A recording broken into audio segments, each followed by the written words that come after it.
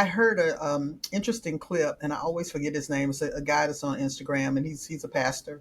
And his clip today, and of course there was a lot of vitriol in the comment section, but he said if you want to understand whether you're in a spiritually abusive system, tell them you need a break, you need a Mm, sabbatical, 30 days where you just need to go and replenish and be with the Lord.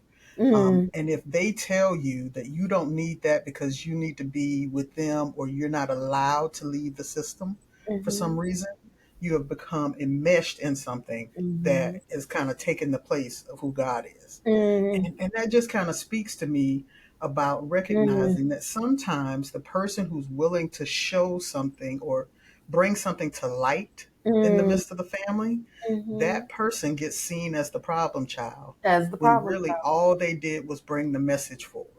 They Yeah. identified the elephant in the room, the Hmm. thing that exists. They named the thing and called a thing a thing. And I think Mhm. something that you named about the awareness, I can't remember exactly what you said, but it's understandable that not everybody in the family is going to notice these things, right? But um, when you have the person who the prophet, if you will, who is going to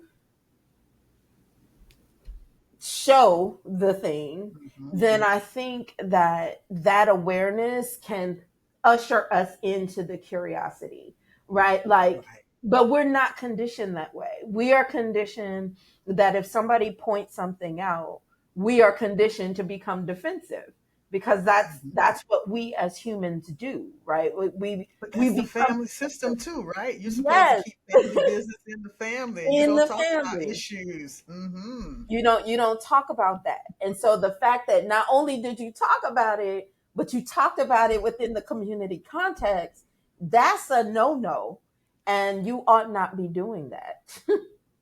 So Jesus. instead of heralding the person who brought light in the darkness, we shun them, we shut them Mm-hmm. down, we demonize them Mm-hmm. because you have brought something forward that we're not addressing. We as a Right. community don't plan to address that.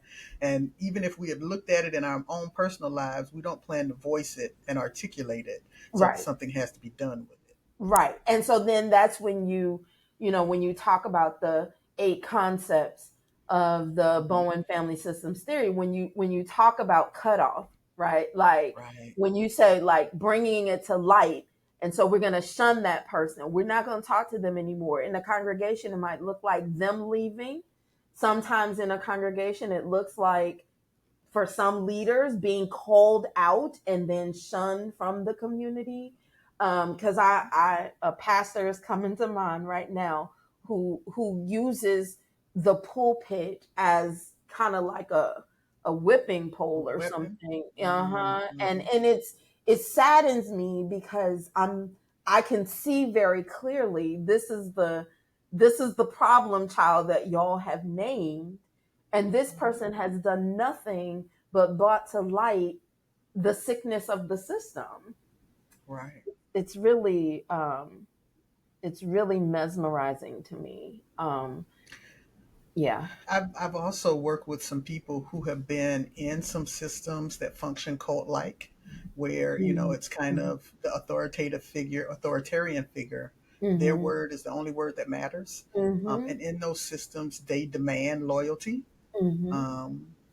And as a unhealthy system that has one person's voice that is powerful Dominant. above Mm-hmm. all others, Mm-hmm. then that kind of leads us into these spaces where the family systems traps comes in, like Mm. triangle